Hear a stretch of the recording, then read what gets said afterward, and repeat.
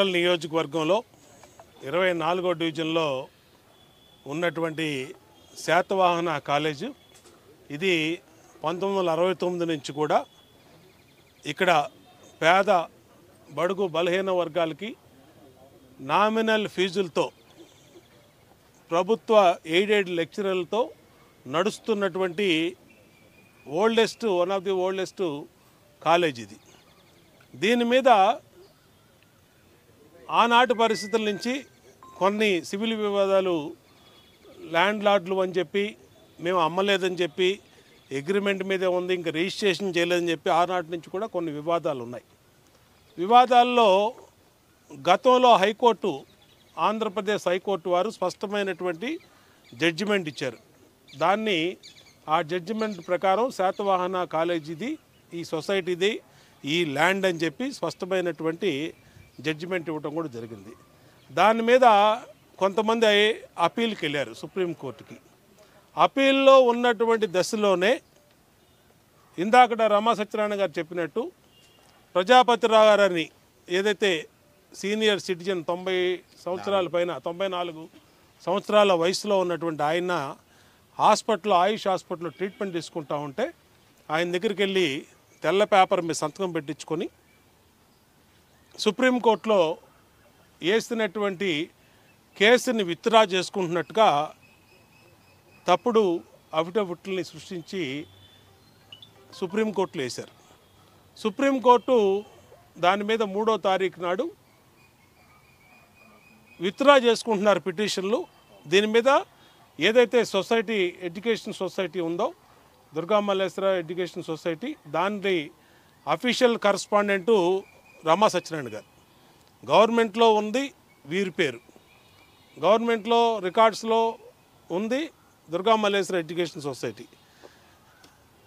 ఇటువంటి పరిస్థితుల్లో ఇక్కడ లోకల్ కోర్టులో తేల్చుకోండి అని చెప్పి సుప్రీంకోర్టు ఆదేశాలు ఇస్తే దాన్ని ఇవాళ రాత్రి మరి ఇప్పుడు చెప్తా ఉన్నారు ధూళిపాళ్ల శ్రీకాంత్ దాదాపు 40 మందిని రౌడీలను వేసుకొని తెల్లవారుజామున 2 గంటలకి ఇక్కడికి ఇచ్చేసి వాచ్మెన్ మీద దాడి చేసి కాలేజీ బిల్డింగ్స్ అన్నిటిని కూడా కూలగొట్టి నాకు డీజీపీ గారు సహకరించారు, డీజీపీ గారు నాకు ఆయన మాట్లాడారు పోలీసులతో అని చెప్పి డీజీపీ గారు సంబంధం లేని డీజీపీ గారి పేరుని, హరీష్ గుప్తా గారి పేరుని మరి దీంట్లోకి లాగి డీజీపీ గారి పేరుని బద్నాం చేసే విధంగా డీజీపీ గారి పేరు చెప్పి కొంతమంది ఐఏఎస్ అధికారులు పేర్లు చెప్పి లోకల్ రౌడీ ముఖల్ని, చిల్లర ముఖల్ని వేసుకొని ఇవాళ అరాచకం సృష్టించాడు. దీంట్లో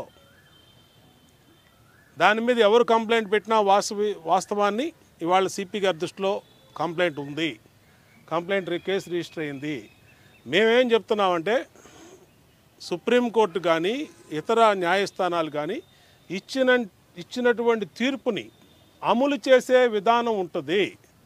లోకల్ అథారిటీస్కి తెచ్చిచ్చి 3వ తారీఖు ఇస్తే 3వ తారీఖు అక్కడ జడ్జిమెంట్ వచ్చిందని 4వ తారీఖు వదిలేసి 5వ తారీఖు తెల్లవారుజామున 2 గంటలకి ఈ కాలేజీ వేల మందికి విద్యాదానం, లక్షల మందికి విద్యాదానం చేసిన కాలేజీని దుర్మార్గంగా, అంటే పగలైతే ఎవరైనా చూస్తారని రాత్రిపూట్లు పగలగొడతాం అనేది దుర్మార్గమైనటువంటి చర్య. దీంట్లో ఈ ఉన్న 5 ఎకరాల్లో ఎకరా 62 సెంట్లు గవర్నమెంట్ ల్యాండ్. ఇది గవర్నమెంట్కు సంబంధించినటువంటి భూమి, ఎకరా 62 సెంట్లు ఉంది.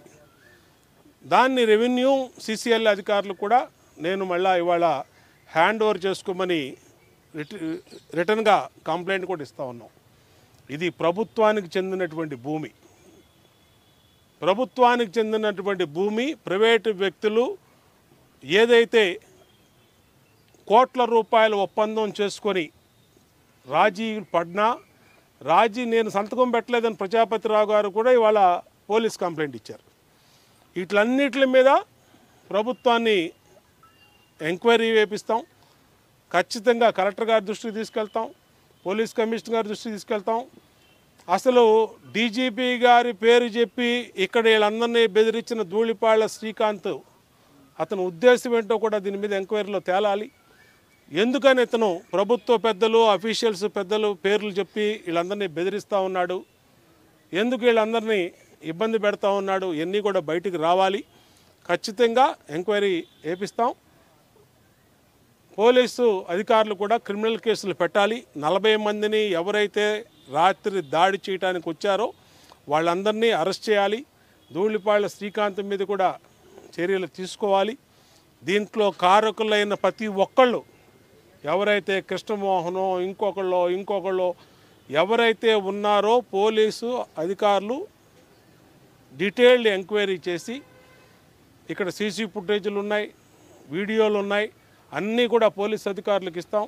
అన్నిటి మీద సమగ్రమైన విచారణ చేసి బాధ్యులైనటువంటి ఎంత స్థాయి వాళ్ళు ఉన్నా వాళ్ళందరూ మీద యాక్షన్ తీసుకోవాలి.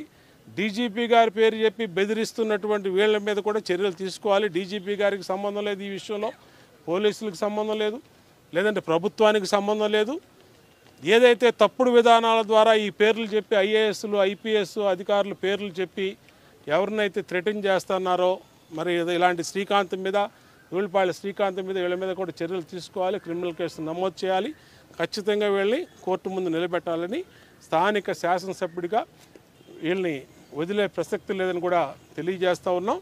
ఏది ఏమైనా ప్రశాంతమైనటువంటి నియోజకవర్గంలో ఇలాంటి దుర్మార్గపు రౌడీ చర్యలు సాగనీయము. విజయవాడ అత్యంత పవర్ఫుల్ పోలీసు వ్యవస్థ ఉంది. ఖచ్చితంగా కమిషనర్ గారిని కలుస్తాం. పోలీసు ద్వారా ఖచ్చితంగా దీనికి బాధ్యులైనటువంటి చదువుకునే పిల్లల హాలిడేస్ ఇప్పుడు అలాంటి కాలేజీని పగలగొట్టేశారు. పుస్తకాలు, సర్టిఫికెట్లు అన్నీ వాళ్ళ జీవితాలతో ఆడుకునే పరిస్థితి వచ్చిందంటే వీళ్ళు రాత్రిపూట్లు ఏమైనా చేయగలమనే ధైర్యంతో ఉన్నారంటే దీన్ని కమిషనర్ గారు పూర్తి చర్యలు తీసుకోవాల్సిందిగా కమిషనర్ గారు కూడా విజ్ఞప్తి చేస్తూ సాయంత్రం వెళ్ళి పోలీస్ కమిషనర్ గారిని కూడా కలుస్తాం.